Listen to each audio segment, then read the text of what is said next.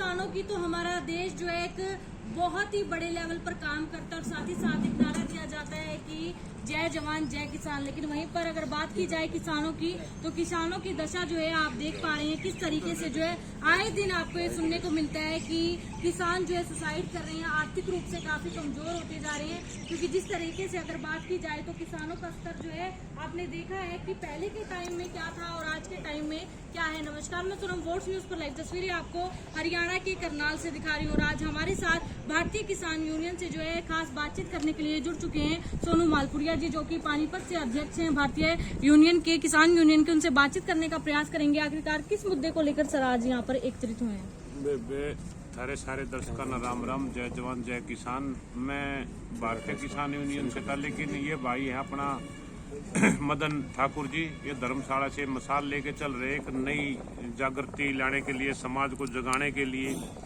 तो ये हमारे पुराने जान कर रहे हैं, तो इसका हरियाणा में आने पे हम इनका स्वागत करते हैं। तो आज ये करनाल जाट भवन है, तो इस जाट भवन में इनका 70-80 आदमी है ये करीब, जो अपने साथ पैदल यात्रा में चल रहे हैं जी। रात को चलते हैं, वो कुछ सो रहे हैं, कुछ ये इनका जो अध्यक्ष हैं अपने मदन ठाकुर जी। तो इनकी सेवा के लिए, इनका चाय पानी व्यवस्था, खाने पीने की व्यवस्था के लिए हम आए थे। मैं कहा भाइयों को हमारे हरियाणा में कोई दिक्कत ना हो, कोई किसी चीज की इनको परेशानी ना हो।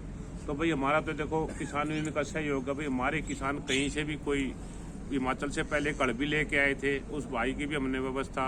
तो हमारा फर्ज है, हमारे किसान भाई अपनी आवाज दिल्ली लेके जाएंगे, पैदल यात्रा कर रहे हैं। इतनी कठिन परिश्रम करने के बाद देखो इसकी सुनवाई हम तो चाहते हैं अभी जो इसके फैक्ट हैं, जो इस बातों पे लड़ रहे हैं, जिन बातों की ये महामहिम को, राष्ट्रपति जी को शिकायत देने जा रहे हैं अपने देश के बारे में, वो तो आप हमें तो सारी बातें बढ़िया लगी। लेकिन आप मदन ठाकुर से एक बार बतलाओ भाई, आप लोग देखो यही आ रहे हैं, हम इनके लिए आए हैं भाई, इनको हमारे हरियाणा में जरूर बातचीत करने का प्रयास किया जाएगा। लेकिन सबसे पहले आपसे ये सवाल है कि हरियाणा का जो बजट है वो घोषित कर दिया गया है, किसानों के लिए नई नई स्कीम, नई नई बजट जो है तैयार किए जाते हैं, लेकिन धरातल पर कोई लागू नहीं होते। क्या कहेंगे इस बारे में? देखो इस बारे में तो शुरू से इनका यही फंडा है, अगर भाई सबसे ज्यादा मुश्किल तो हमें किसानों को है, ना तो हमारा एक मोल दे पाते हैं, ना हमारी MSP।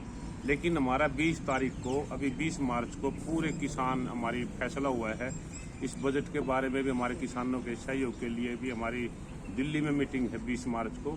तो उस 20 मार्च की मीटिंग में हमारे जो क्या पता इन मांगों को लेके, हमारे किसानों की परेशानियों को लेके क्या पहले की तरह हमारा धरना भी चालू हो सकता है। जो हमारे संयुक्त किसान मोर्चे के नेता हैं, उनकी 20 तारीख को, 20 मार्च को वहाँ दिल्ली मीटिंग है। उसमें जो फैसला लेगा, देखो मैं किसानों की लड़ाई लड़ रहे हैं, उनके लिए कितना बड़ा संघर्ष करना पड़ो, सोनू मालपुरिया किसानों के तय दिल से साथ है।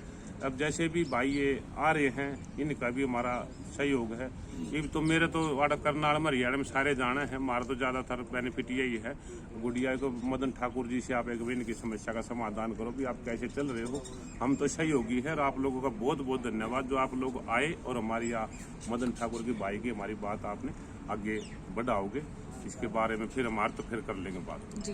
बहुत बहुत धन्यवाद। तो जरूर जानने का हम प्रयास करेंगे किस तरीके से जो है लेते हैं। सर, कहाँ से यात्रा स्टार्ट हुई है, क्या कारण है कि आर्थिक यात्रा जो है निकाली जा रही है आर्थिकता को देखकर? क्योंकि पहले का टाइम कुछ और था, पहले महंगाई भी कम थी और अब महंगाई का स्तर बढ़ चुका है, किसानों की दशा और दिशा दोनों बदल रही है। सबसे पहले आपको नमस्कार, आपके न्यूज चैनल का साधुवाद। ये यात्रा हिमाचल प्रदेश के धर्मशाला से शुरू की गई है और इस यात्रा का उद्देश्य, इस अनोखी यात्रा जो दुनिया में आज तक ऐसी यात्रा, मशाल यात्रा नहीं हुई, इस यात्रा का उद्देश्य भारत में 75 साल पूरे होने, आज़ादी के 75 साल पूरे होने के बावजूद भी हमारे अधिकारों की बात नहीं की जाती। आज देश में एक आरक्षण की बात नहीं की जाती, हर वर्ग को जातियों में बांट के रखा है। और ये कार्य इन राजनीतिक दलों का है, जिन्होंने बच्चे से लेके, युवाओं से लेके, नौकरियों से लेके, किसान से लेके हर एक चीज में जातियों को, में लोगों को अलग अलग तरह से बांट रखा है। ये लोग नहीं चाहते, राजनीतिक पार्टी कोई भी नहीं चाहती कि व्यक्ति या हर वर्ग के लोग इकट्ठे हो। कभी भी वो नहीं चाहेगी कि उनके अधिकारों की बात करें। हमने समानता का अधिकार की बात की, हमने किसानों के लिए, किसान आत्महत्या ना करे। आप जानते हैं हर वर्ष हमारे कम से कम 500-600 किसान आत्महत्या करते हैं और हमारी संवेदना उन परिवारों के साथ है। और हम चाहते हैं कि आने वाले समय में किसान ऐसा कठिन रास्ता ना चुने सरकार उन्हें 3,000 रुपया प्रति माह वेतन या पेंशन उसे दे, ताकि उसका पेट, उसके परिवार का पालन पोषण होता रहे, जिसकी वजह से वो क्या किसान लगता के है कार्य आपको? आपकी बात रोकना चाहूंगी। जिस तरीके से किसान जो है सुसाइड कर लेते हैं, एक रास्ता उनके पास यही बचता है, क्योंकि उनका कर्ज माफ नहीं किया जाता, लेकिन देश का धन लूटकर लोग फरार हो जाते हैं, उनको माफ कर दिया जाता है। कहीं ना कहीं बड़ा सवाल है, क्या कुछ कहना चाहेंगे? यही बातें मैं कहना चाह रहा हूँ कि किसानों के बारे में आज तक बेहतर योजना के बारे में कभी निर्णय वो लोग ले रहे हैं जिन्होंने कभी खेत में हल नहीं पकड़ा। निर्णय वो लोग ले रहे हैं जिन्हों फसलों का पता नहीं कि कौन से समय में कौन सी फसल लगनी है। उन लोगों को ये पता नहीं है कि हमारी लागत क्या है। आज मैं जब हम लोग हरियाणा में पहुंचे तो बहुत सारे लोग मिले जो कह रहे थे कि यहाँ पे आलू 2 रुपए भी नहीं बिक पा रहा, किसान रो रहा है, उसकी लागत नहीं मिल रही है, और आप हफ्ते बाद जिस आलू को उसी आलू को खरीदेंगे तो वो आपका 20 रुपए किलो बिकेगा। कभी भी जो ये बीच में बिचौलिए बैठे हैं, या चाहे वो सरकारी तंत्र के जरिए बैठे हैं या किसी भी तंत्र के जरिए बैठे हैं, कभी भी उनके ऊपर रोक नहीं लगाई सरकारों ने। तो हमारा कहना है कि एक देश, एक झंडा, एक कानून, एक संविधान, एक आरक्षण की आवाज को बुलंद किया जाए। योग्यता के आधार पर नौकरियां हो, जिसमें मुख्यतः डॉक्टर, प्रशासनिक सेवा, अध्यापक और इंजीनियर मुख्यतः, जिसमें आपने देखा कि कोविड जैसी महामारी से हम लोग परेशान, पूरा देश जूझ रहा था जी। क्या कारण रहा? आरक्षण को इसलिए हम अभिशाप कह रहे हैं कि जो एम्स, जिसमें 3-4 लाख वहाँ के इंजीनियर, जो वहाँ पे बहुत साइंटिस्ट बैठे हैं, उनको तनख्वाह दी जाती है, परंतु वो कोविड के ऊपर एक दवाई बनाने में भी नाकामयाब है जी। और वही दवाई दूसरी तरफ एक प्राइवेट कंपनी बनाती है। तो इससे ये नजर आता है कि सरकार अब अपाहिज हो चुकी है अपने कर्मचारियों से कार्य करने में, इसीलिए निजीकरण को बढ़ावा दिया जा रहा है। और हमारे देश में कुछ एक सालों में ऐसा देखने को आ रहा है कि बार बार बड़े बड़े जो घराने वाले लोग हैं, बड़े बड़े उद्योगपति को तवज्जो दिया जा रहा है, चाहे वो करियाना बाजार में आ गए हैं, वो हर तरह के कार्यों में आ चुके हैं, और जिससे जो छोटे छोटे व्यापारी थे, छोटे छोटे लोग थे, उनकी इन्होंने जीवन लीला समाप्त करने की सोची। मुझे तो लगता है कि सरकार कहीं गरीबों को समाप्त करने का बहुत बढ़िया निर्णय कर रही है कि गरीबों को कभी पूछा नहीं जाएगा, गरीबों के लिए कागजों में योजना तो बनाई जाएगी, परंतु उन्हें कभी लागू नहीं किया जाएगा, कभी गरीब का हाल चाल पूछने नहीं जाते।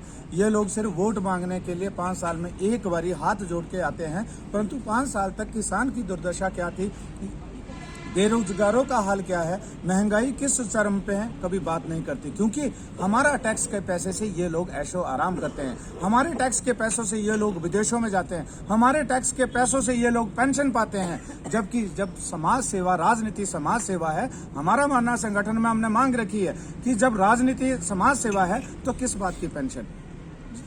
भारत देश में 7 से 8 लाख वीआईपी लोग हैं, और वीआईपी लोग चाहे वो रिटायर, राजनीति से रिटायर है या किसी भी पद पे बैठे हैं, या कोई छोटे छोटे, बहुत सारे लोग तो वो है जो सुबह उठ के ही भारत के लोगों को गालियां देते हैं, हमारे धर्मों को गालियां देते हैं, हर तरह से गाली गलौज करते हैं, और उसके बावजूद भी उनको हमारे ही टैक्स के पैसे द्वारा उन्हें सिक्योरिटी दी जाती है। क्या लगता है आपकी इस यात्रा से क्या बेनिफिट होने वाला है किसानों को? ये यात्रा अभी लोगों को जन जागरण के लिए की जा रही है, लोगों को उठाने के लिए, लोगों को बताने के लिए कि कोई है। जिस प्रकार से जब हम हिमाचल से चले थे तो अकेले चले थे, सिर्फ हिमाचल था, आज हमारे साथ हरियाणा है, बीच में पंजाब के लोग हमें मिले, पंजाब के सारे किसानों का बहुत अच्छा समर्थन रहा। अभी उत्तर प्रदेश के लोग आ रहे हैं, मध्य प्रदेश के लोग आ रहे हैं, राजस्थान के 1 तारीख को हम जंतर मंतर पे 7 से 8 राज्य के लोग एकत्रित होंगे, और हमारी सबका मुद्दा एक है, सबकी भाषा शैली एक है। हम पहले शांतिपूर्वक रूप से हाथ जोड़ के विनम्र निवेदन सरकार से करेंगे। अगर सरकार नहीं सुनती तो अगला निर्णय, ये मेरे जो बड़े बुजुर्ग बैठे हैं जो सारे निर्णय करेंगे, उस कदम को आगे अपनाया जाएगा। क्या नाम है आपका? मेरा नाम मदन ठाकुर, और देवभूमि स्वर्ण संगठन प्रदेश अध्यक्ष हिमाचल प्रदेश। जी धन्यवाद। क्या कुछ कहना चाहेंगे सर? जय देवा जय भवानी।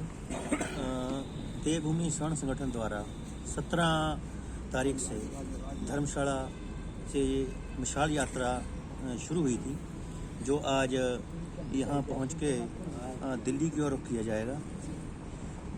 मुद्दे यही हैं: आर्थिक आधार पर आरक्षण हर उस गरीब को, चाहे वो किसी भी वर्ग का, किसी भी जाति का हो, उसको आरक्षण दिया जाए। जो अमीर लोग आरक्षण का फ़ायदा पीढ़ी दर पीढ़ी ले रहे हैं जी, उनको इससे वंचित किया जाए। योग्यता के आधार पे नौकरी मिले। जो 90% बच्चे लेकर घर बैठे हुए हैं उन्हें नौकरी दी जाए, बचाए उसके कि जो 40% लेके आरक्षण का लाभ ले रहे हैं जी, उनको नौकरी दे। भारत विश्व गुरु बनने के कगार पे है, बोल रहे हैं कि विश्व गुरु बनेगा, लेकिन जब 45% वाले ऐसी नौकरियां पाएंगे तो विश्व गुरु कैसे बनेगा? विश्व गुरु तभी बन पाएगा जब 90% वाले योग्य बच्चे के हाथ में भविष्य होगा। जी। तो ये हमारी मांग है। और किसानों के लिए, किसान जो रीढ़ की हड्डी है हिंदुस्तान की, कृषि प्रधान देश है, उसके किसान रोटी के अभाव से, पोषण के अभाव से मर रहे हैं। तो हमारी ये मांग है कि उनको कम से कम इतना दिया जाए कि वो रोटी के अभाव से ना मरे। जी। तो हमारी ये मांग है कि 3000 पर महीना किसानों को प्रोत्साहन राशि दी जाए ताकि वो आत्महत्या न करें। जी, जय बहुत बहुत। तो देख सकते हैं आप लाइव तस्वीरों के माध्यम से